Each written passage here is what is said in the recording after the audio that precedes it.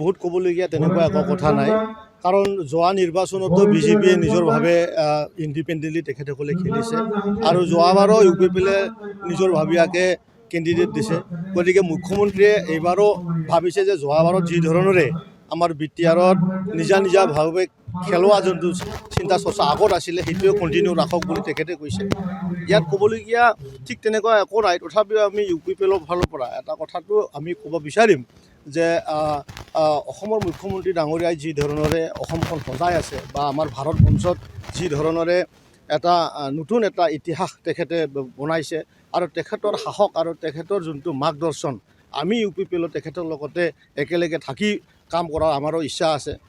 আমি ভাবোঁ অনাগত সময়ত এই বিষয় লৈ পেলাই আমাৰ ইউ পি পিএল দলৰ লগতো তেখেতৰ লগত এটা বৈঠক হ'ব আৰু তেনেধৰণৰে আমি আহি থকা সময়টো একেলগে বিজেপি আৰু ইউ পি পিএলে মিলি পেলাই আমাৰ এই BTR অঞ্চলত ৰাইজক সেৱা কৰাৰ যোনটো চিন্তাধাৰা সেইটো কণ্টিনিউ কৰা আমাৰ প্ৰচেছ আছে। যেহেতু মুখ্যমন্ত্ৰীয়ে কৈছে আৰু মিত্ৰতা ভংগ হ'ব, গতিকে মিত্ৰতা ভংগৰ প্ৰভাৱ কেনেকুৱা? তেখেতে মিত্ৰতা ভংগ হ'ব বুলি কোৱা নাই। তেখেতে কৈছে যে অহাবাৰ যোনটো BTC নিৰ্বাচন হ'ব সেইটো আগৰ দৰে এইবাৰো আমি বিজেপিয়ে অকলে খেলিব, এই শব্দটো কৈছে।